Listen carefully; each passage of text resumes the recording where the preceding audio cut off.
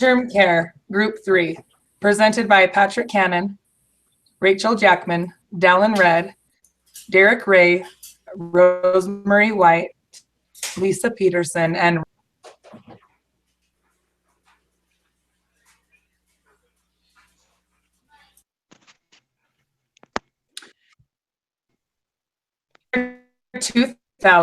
nearly 10 million people in the United States needed some form. 1% of these people were under the age of 65, and were over the age of 65. Long-term care is an essential part of the healthcare industry.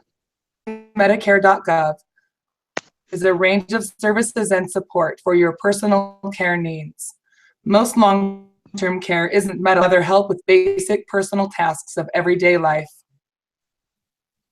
activities of daily living. Next slide.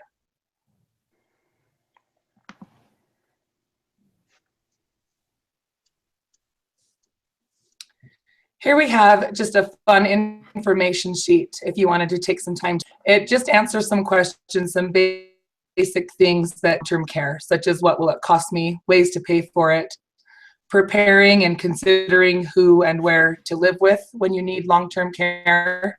Next slide. All right, so a little bit of the history of long-term care. Back in, I believe it's going to be 1935, actually. Then Teddy Roosevelt, he was the one that kind of started to create these facilities. And so he was the one who started the Social Security program. And so people could buy into the Social Security or into health insurance in general, which helps out a lot with these long-term facilities. And then recently, then just now, it's been healthcare industry has been continuing to go through and to make healthcare more affordable to those people here that need it. Next slide. So a little bit of the history, like I said, in 1935, that's when the first assisted home, or the first nursing home was actually created due to the Old Age Assistance Program under the Social Security Act. And then in the 50s, then there's amendments that were added onto it through Medicare and Medicaid that required nursing homes to become licensed. The Medicare and Medicaid, then they were tweaked a little bit in the 60s, and 65 and 66. They ended up going through and changing it, and so Medicare focused more on the acute care, like I actually got that mixed up in the slides. So Medicaid focused more on the acute care, while Medicare focused more on the long-term care. And then in 1966, then there was a lot of fraud going on. And so it was left up to the states for the nursing homes to become licensed at that time. Then in 1968, then there's some more agencies that came into play and assisted with Medicare and Medicaid to help out with the assisted, next slide. So then in the 70s through now, then they've gone through and they've changed more regulations, or created more regulations for the nursing homes. They've made it more of the state of the national government. They created the ombudsman program, easier for people to file complaints and to get them resolved. And then like in the nursing home, and so they were able to resolve a bunch of the abuse and fraud that was going on in the nursing care facilities. OBRA was created to create common minimal care across the nation in nursing homes in '87. In '88, then there's Medicare Catastrophe Act benefits, which extended the time or made it more for people to actually be able to receive or to have the help paying for the nursing homes. And then it continued on through the 90s, and the laws were changed. In 2000, then the Americans Act caregiver programs were created to further assist the ADA, Medicare, and Medicaid patients so that they could get the care that they needed in the facilities. And so now, then, these programs are still in effect. They're still helping out those people who need a long-term care facility for in order to get their ADLs done, their activities of daily living, and get the care needed that they have or that they need done. They're still able to actually go through and to get these done with their insurance companies helping to pay for it. Next slide. Okay, this part of the presentations of long-term care is quite interesting because a little story about the origins of long-term care. In England before 1453, long-term care facilities were associated with monasteries, but were administered jointly by person appointed jointly by the king and the local bishop. In 1536, King Henry VIII, in a dispute with the Catholic Church, closed all the monasteries and their long-term care facilities. In 1546, the king appointed a board of local citizens to oversee the management of long-term care facilities throughout England. In 1601, the first Queen Elizabeth required each local community to care for their elderly in their own homes as possible, then to provide care in a facility. Next slide, please. Okay, in 1722, England enacted the Poor Law, that's equivalent to today's Medicaid law, believing that sick and poor elderly could better be cared for an institution better than at home.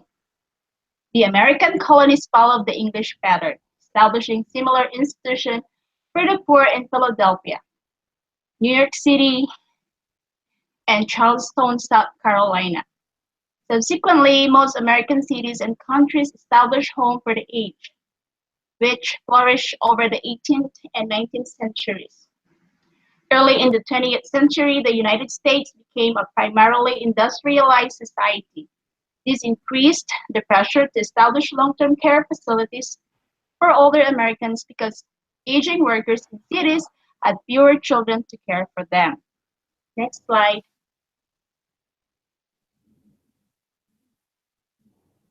Okay, the federal government came to the rescue of our parents who were increasingly living longer, but without sufficient savings.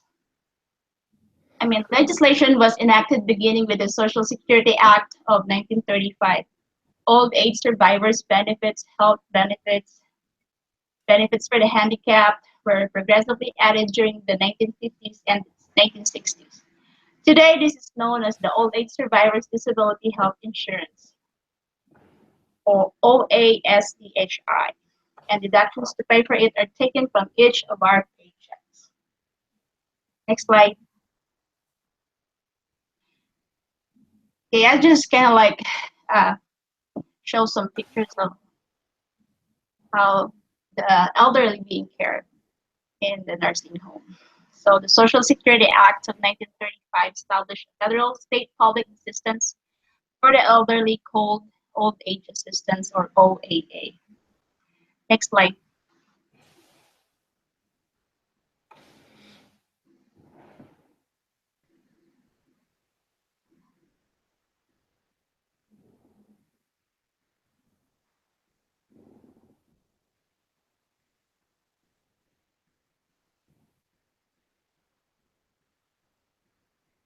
Okay, that's not my part.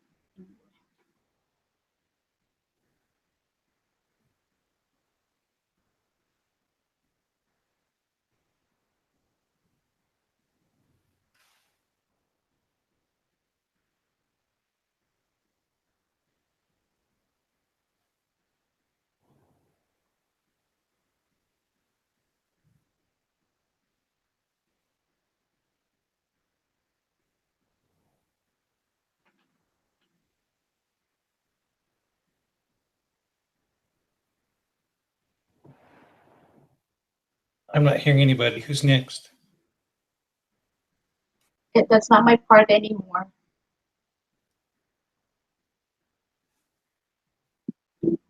Rich is.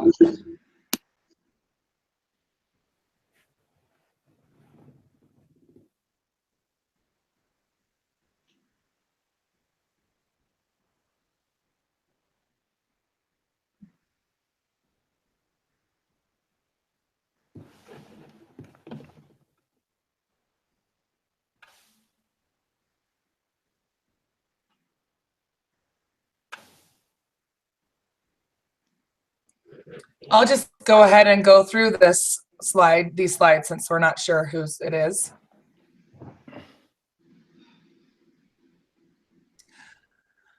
Our Voice for Quality Long-Term Care was formed as NCCNHR, Citizens Coalition, in 1975 because of public concern about substandard care in nursing homes. Next slide.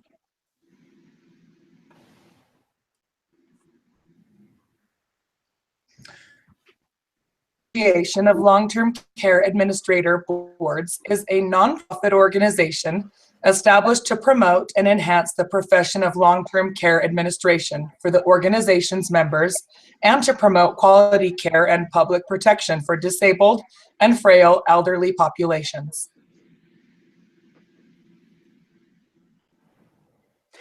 AHCA advocates for quality care and services for frail, elderly, and disabled Americans with long-term and post-acute care providers and proprietary members' facilities.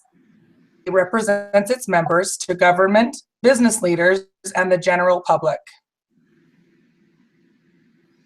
The National Association for Care, NASL, is a trade association founded in the fall of 1989 by advocates of professional medical services to long-term care facilities. Now represents and regulatory interests of companies, occupational and speech-language pathology therapies, EKG, health information technology systems. Next slide. Founded in 1964, the National Association of States United for Aging and Disabilities is a nonprofit association representing the nation's 56 officially designated state and territorial agencies on aging. NCOA is an association of organizations and professionals dedicated to promoting the dignity, self-determination, and contributions of older persons.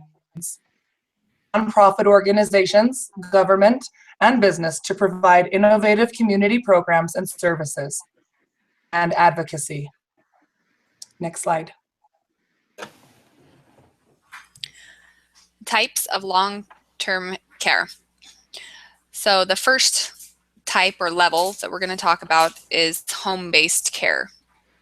And it is care that's delivered in the home to support people with the instrumental activities of daily living, or limited skilled care. Instrumental activities of daily living are not necessary for daily functioning, but they let an individual live independently. Examples of this would be housework, preparing meals for them.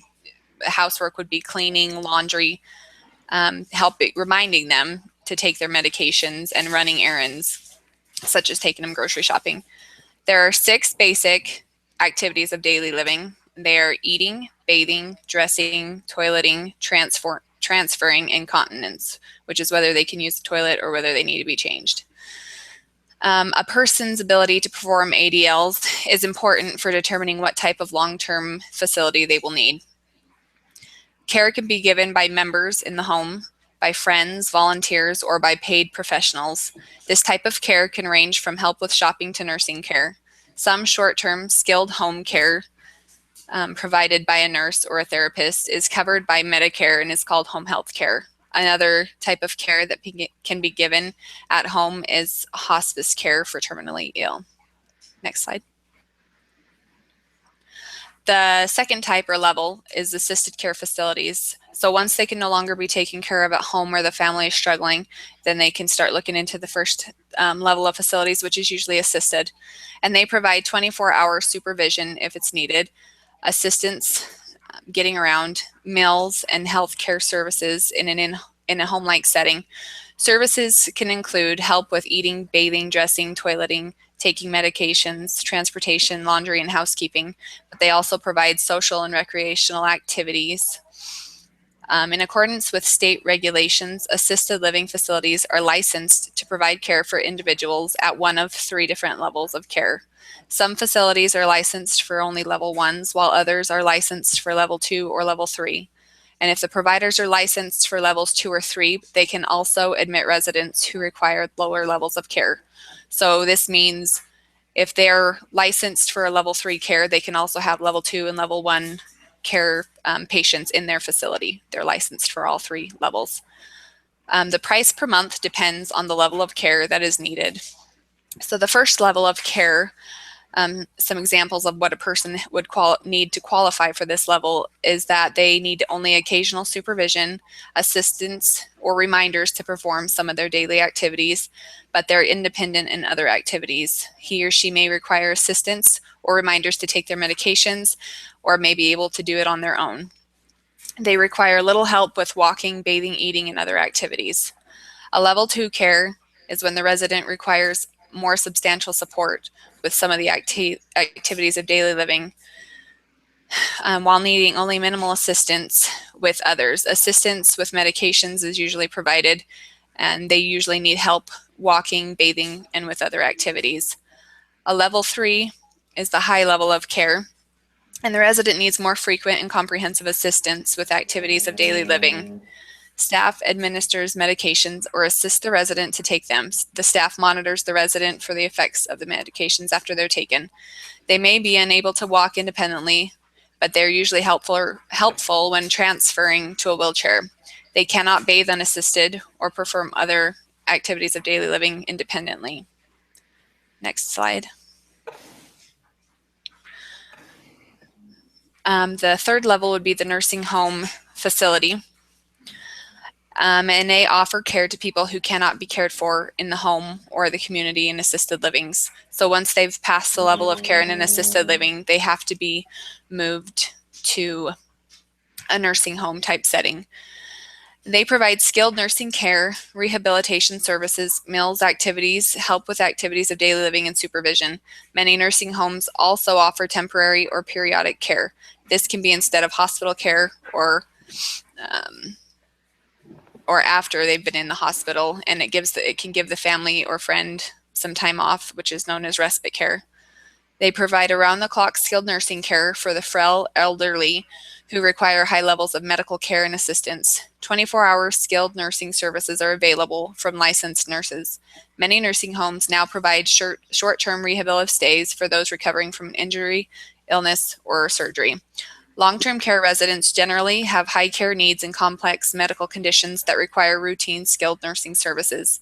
Residents typically share a room and are served meals in a central dining area unless they are too ill to participate.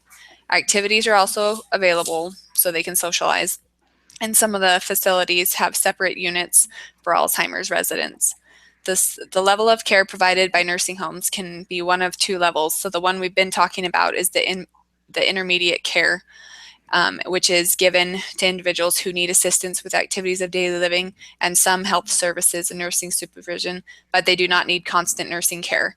Nursing homes are not covered by Medicare, but a lot of the patients are able to pay for services through Medicaid payments and insurance. Next slide. So the second level of nursing home, which would be also the fourth level of long-term care, is the skilled nursing facility. Skilled nursing services, sorry, my tongue's getting tied, are offered in both hospital-based facilities and in freestanding facilities. A freestanding nursing facility is generally part of a nursing home that is covered by Medicare services, as well as long-term care services for people who pay out of pocket through Medicaid or through long-term care insurance. Level of nursing home, it's the level in the nursing home that is certified by Medicare And that's the difference between the nursing home and the skilled facilities, that Medicare will cover a skilled facility. But because of this, and because they're regulated by the Department of Health, they have to meet strict criteria. So they have to have a transfer agreement in place with hospitals in case a resident requires emergency care. They have to provide skilled nursing and rehabilitation staff manage, observe, and evaluate care.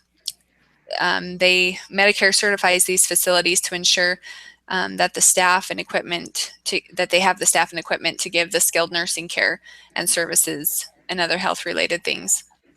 And they also have to have on staff registered nurses, licensed practical and vocational nurses. They have to have licensed physical and occupational therapists, speech and language pathologists, audiologists, and a medical director. Next slide. So those were the 4 main levels of care that we've discussed. And these are just kind of some other forms of long-term care, but they don't fit into the levels. So this one is adult daycare. And they are centers that are designed to provide care and companionship for older adults who need assistance or supervision during the day. Programs offer relief to family members and caregivers, allowing them to work, handle personal business, or just relax while knowing their relative is taken care of for the day. There are 3 types of models for adult daycares. The traditional model offers social services, activities, crafts, and some individual attention from workers. Can be for elderly or adults, the elderly, or it can be for adults with disabilities. The medical model offers services, but it's also provides skilled services from nurses, therapists, social workers, and psychiatrists. The Alzheimer's model with services specifically designed to support care for Alzheimer's patients, and it can be offered by an assisted living facility, it can be offered by skilled facilities, or it can be its own separate building that involves this adult daycare. Adult daycare providers are able to tap into Medicaid system and receive payments for services under special Medicaid programs or under Medicaid waiver programs for home care. Next slide. The last one we'll talk about is behavioral health units. It's an area that can be in any type of long-term facility that's designed for mental health care. It's a unit dedicated to providing intervention for long-term care residents whose behaviors could be harmful to them or others and who cannot be handled in a traditional long-term setting. There are many psychiatric illnesses that may impact a senior, such as depression, bipolar, complications from Alzheimer's or dementia. Codes, standards, and references for behavioral health facilities contain much more emphasis on security and safety and less on patient comfort. And so because of this, a lot of the time the behavioral health units look more like a hospital type setting than they do an actual home-like setting. There are different types of behavioral mental health facilities, from acute care community, inpatient units, to long-term state institutions. Behavioral care units can take many forms and exist within various types of facility care. Such units are most often in cluster settings in which persons with dementia are grouped together on a floor or in a wing with a larger facility. And a lot of these behavioral health units are locked so that the residents cannot get out. Next slide.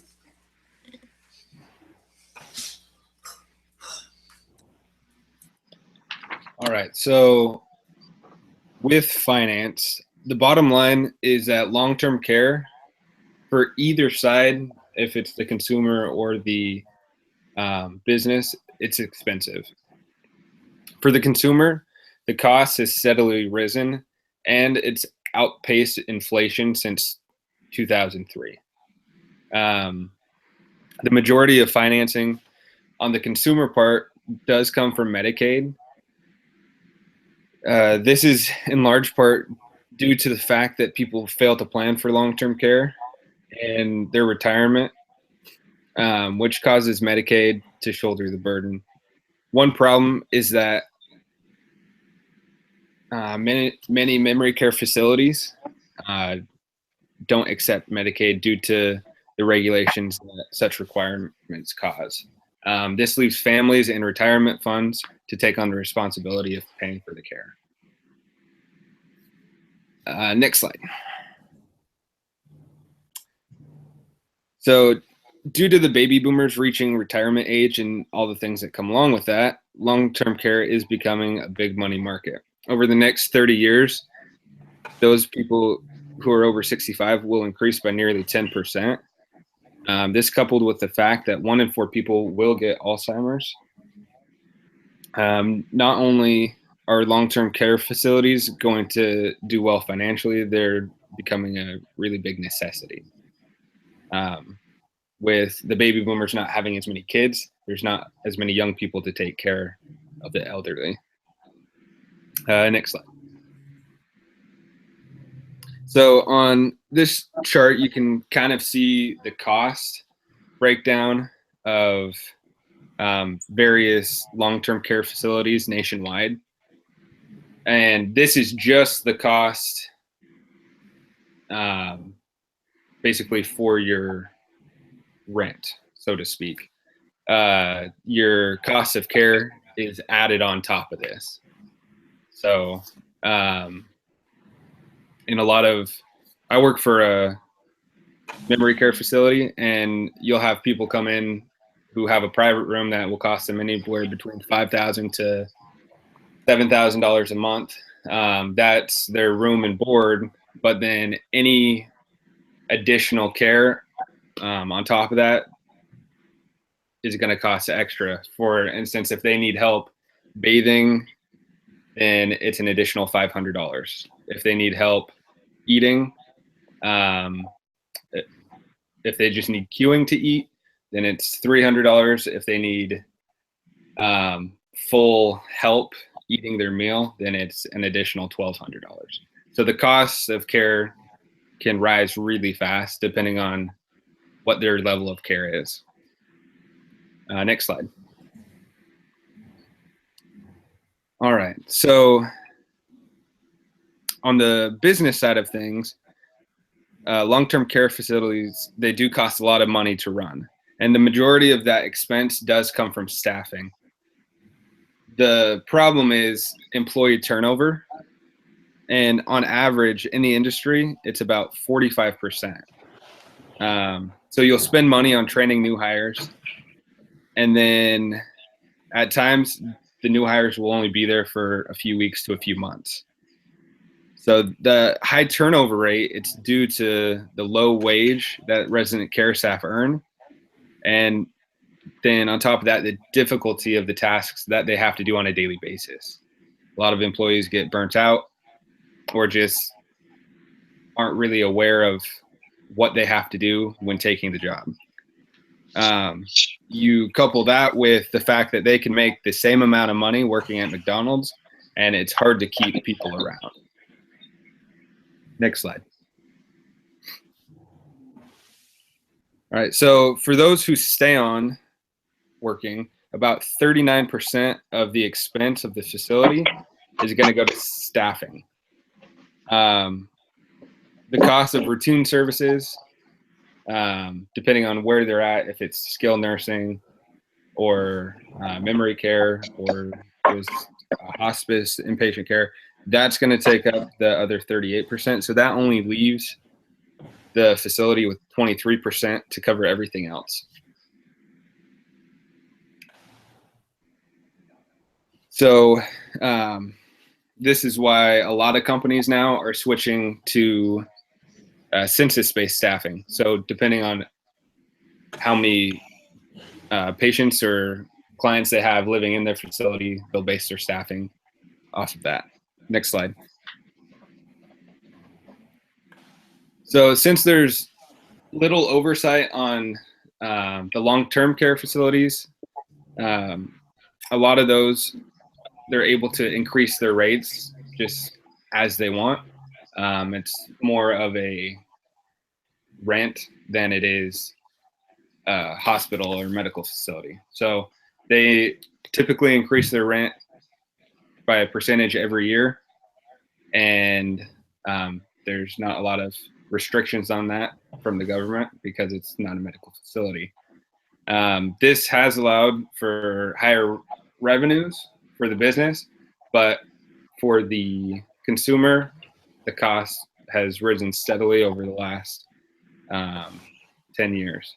on the chart below, you can see how the net revenue per day has increased quite a bit. And in the memory care facility that I work at, this last year, the increase was 7%. The year before, it was 6%. So you can see how increases like that each year is going to make the cost for the residents go up quite a bit. Next slide. All right, excuse me. Let's discuss a few managerial challenges that as leaders of long-term care we would have to deal with. First one to discuss is staffing and training issues. According to the American Healthcare Association, in 2012, the median turnover rate for all employees in America's skilled nursing care facility centers was 43.9%. The perception is that the turnover rate is still high in the long-term care industry. And the 2012, that was the latest census that they had for that. So hiring, training, and retaining qualified staff will be an ongoing major concern due to low wages, high job demands, and unappealing work environment. There are also liability issues. The cost of liability continues to increase for the long-term care profession. According to the findings of an analysis released by the American Healthcare Association, the AHCA, and the Aon Global Risk Consulting, the overall national long-term care loss rate is expected to grow by 5% annually, with claim frequency driving the increase at an expected 3% growth rate. Now this continues. The 13th published edition of the Aon AHCA 2015 Long-Term Care General Liability and Professional Liability Actuarial Analysis provides estimates of loss rates for the cost of liability to skilled nursing care centers on a per bed basis. The projected national 2016 loss rate, which is a combination of claim severity and frequency, is expected to increase from $2,030 to $2,150 per occupied bed. This means that a nursing center with 100 occupied beds can expect approximately $215,000 in liability expenses in 2016. There are also legal and regulatory issues. The major goals of long-term care regulation have been described as consumer protection, specifically ensuring safety, the quality of the care received, and the legal rights of consumers, and accountability for public funds used for care. There are three formal oversight mechanisms for this: oversight by federal, state, and local governments; second, consumer advocacy programs; and third, accreditation. There are also finances. There are multiple sources of funding to account for, keep track of, and spend wisely. The largest source of funding by far at 49%. As you can tell by looking at the chart on the right, where it breaks down the where the money comes from. And also, as leaders, we look at the quality of care. Setting and maintaining quality of care standards serve the dual purpose of certifying the quality of care for regulatory purposes and as a basis for consumer decision-making when placing their elderly or frail loved one in a long-term care facility.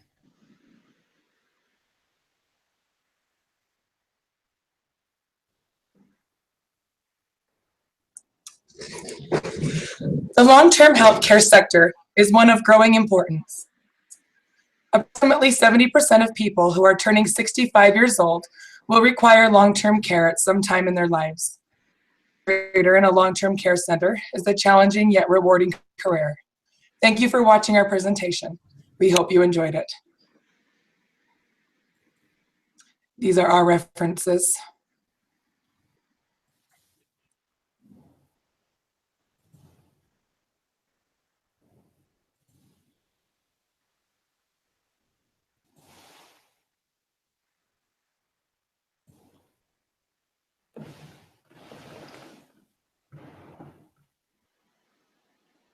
That's